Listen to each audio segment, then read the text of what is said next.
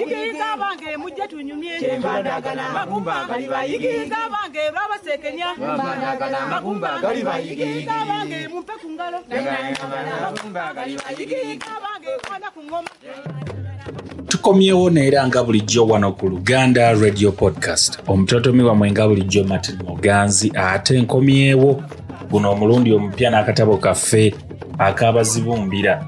Nga tugenda mu mutwe ate ogugamba nti Bazibumbira Azza Ogwa Nnaggomola.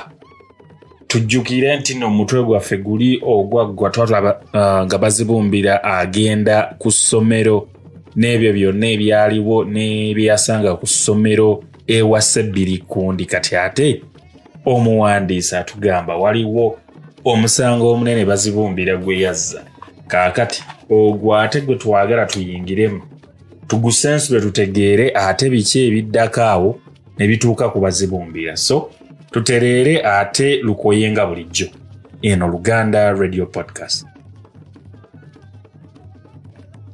Bazibumbira Azza Ogwa Nnaggomola. Bazibumbira bwe yamala ekibiina ekyokuna yatwalibwa mu ssomero eddala.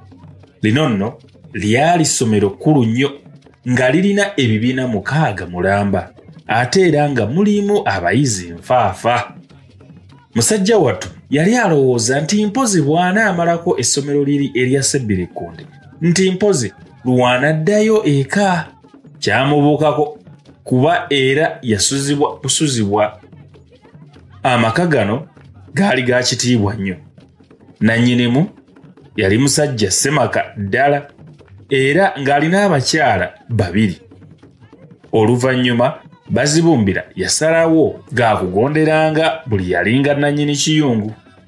Newankubadde ng'awaka wano waaliwo abaana bangi naye omwami nga tayawulawo nti bano baana bange, naye nga abaana bonna abakubiriza okubeera abayonjo era ng'abawa ebbanga okwejjukiza bye bayize mu ssomero. Ne bakazi bajja nga nabo oluusi babeera basanyufuko, naye anti naawe bamanyi baalinga akabugo kakadde era baalinga busa bwa mbogo bukala kungulu. Ebiddira tubimanyi. Ebyembi nga n'abaana baabwe bennyini nabo balinga abajja nabajja ng'aba mukyala mukulu nga teboogera naba mukyala muto. Bazibumbira yasulanga awo mu ddiiro kubanga tewaaliwo kisenge kirala. Mpozi kino kyamunyigamu kubanga mukama we yagendanga n'akyaza basajja be bawampa ssebo abajjanga okulya ekyeggulu.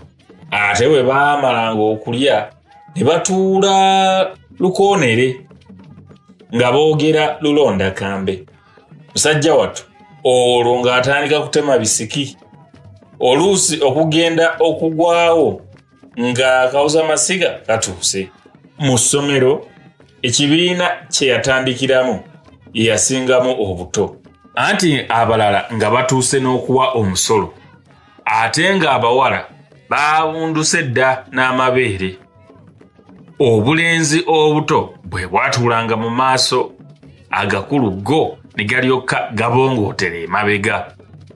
Ekiyumba abaana mwe baasomeranga nga kisubi era nga ne wansi wamaale obusa. Awo nno oluusi abaana bwe bataakeeranga ng'oluusi babaleese essubi oba okubakimisa obusa. Bazibumbira yasesanga nnyo banne kubanga kitaawe yali amuwadde ekisawo eky'eki7 mwabanga akumye obutabo bwe.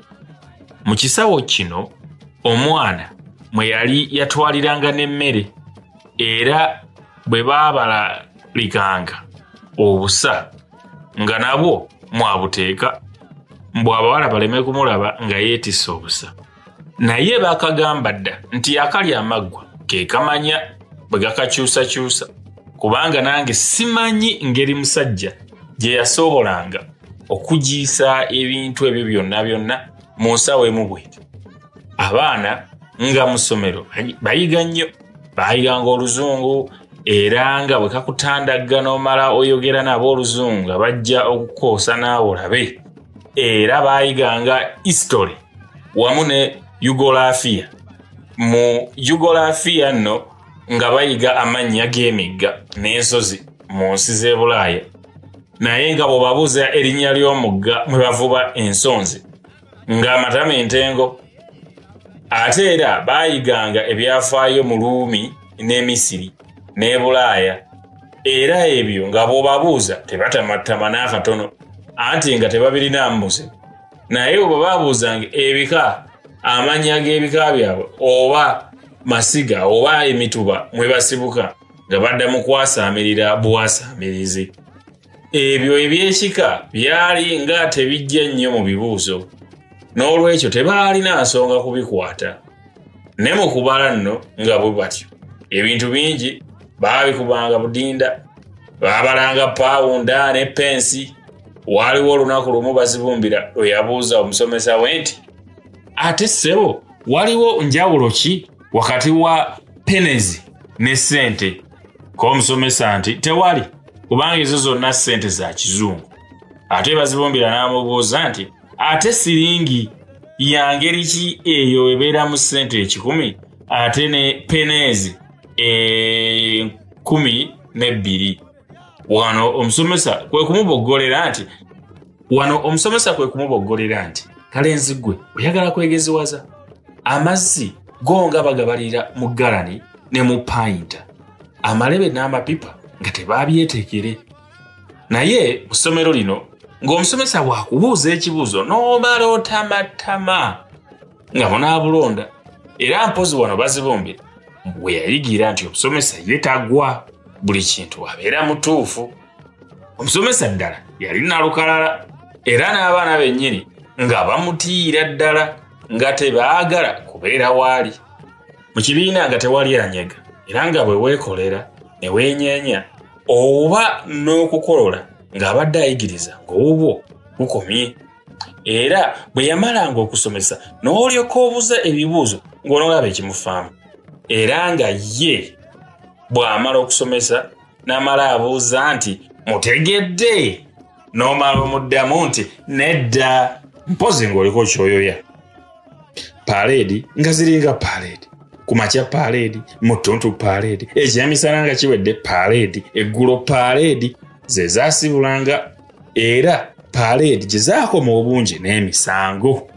Abayizi baalagirwanga okuleeta obusa, emmuli, ebitoogo, essubi n'omusenyu. Ogumu ku misango egyasinganga obukulu bwali kutasoma ku Ssabbiiti, ng'abasomesa tebeetaaga kugayalira bigambo bya Mwoyo. Waliwo lumu Bazibumbira lw'atajja ku kkanisa kubanga enkuba yakeera kutonnya. Weewaawo enkuba bwe yakya yagenda mu kakanisa kali akaali ku kyalo kye yavanga, naye enkeera abasomesa baamukwata omusango gw'obutasoma era ne bamuwa ekibonerezo gula amalungi. Kwali kusigula muyembe ogwali awo ku lusebenju lw'effumbiro ly'essomero, n'emirandira yali wa kugisigulirako, era musajja wattu kino kyamutwalira ennaku ennungi 5 nnamba, nga nno akeera nkya n'annyuka eggulo. Kyokka ekibonerezo kino tekyamuluma nnyo kubanga buli mwana Ssabbiiti eyo yakeeranga nkya n'atandika okuyonja ebweru, kubanga baali bajja kukyaza omugenyi omulambuzi w'amasomero ng'awolekerwako n'ow'eggombolola. Essomero lino nga teryekenenkulirwamu, naye ebyembi bisekerwa. Naawe bwe watuukangayo ku ssaawa ez'omu ttuntu n'olaba agawala agakulu bwe geetemaggula, eno nga bwe geewoddoga, agalenzi entuuyo nga gazisazisa bibatu, Bazibumbira kusoma kye yava awukazaako eri akatuuyanya. Ekyo nno kye kibadde ekitundu kyaffe ekisooka mu mutwe guno eno ogugamba nti Bazibumbira Azza ogwa Nnaggomola. Mu kitundu kyaffe ekiddako tujja ate kulaba ebiddirira. Omuwandiisi atulaze essomero lino eppya Bazibumbira lyagenzeeko n'ebiriyo. Yali alowooza kasimattuse wa Ssabbiiti kundi olwo ebintu biteredde, naye mwenna abaali bayiseko mu katuyanya omutegeera bulungi nti gye oyongera okugenda mu maaso ebintu olumu gye bikoma n'okukaluba. So tugenda kulaba ate mu kitundu awo ekiddako eky'omutwe guno tulaba ate Bazibumbira biki ebyo bye yakola, kuba tubadde tulowooza Ogwa Nnaggomola gwe yali yakoze gwali gwa butasoma ku kkanisa ne bamusimba omuyembe agukuleyo n'emirandira gyagwo. Naye ate kati kirabika waliwo ate ekisingako awo. So katulaba ate omutwe oguddako kiki kye gunaaba guleeta okutubuulira. Naye nga obulamu buneeno Bazibumbira waayitamu butuyigiriza ki? Gwe ali awuliriza olwaleero kiki ky'oyigamu? Oba biki by'ojjukira bw'obanga oli muntu mukulu obuto bwo bwafaanana butya? Bizibu ki ebyakusoomoozanga? Kubanga ono tulaba obulamu bw'omwana omuto ayita mu bizibu eby'enjawulo. Ekyo kibuuzo oba akabuuzo nkakulekedde okirowoolezeeko nga ggwe. Amannya nsigadde Martin Muganzi, Uganda Radio Podcast. Akuuma atakuumira mpeera.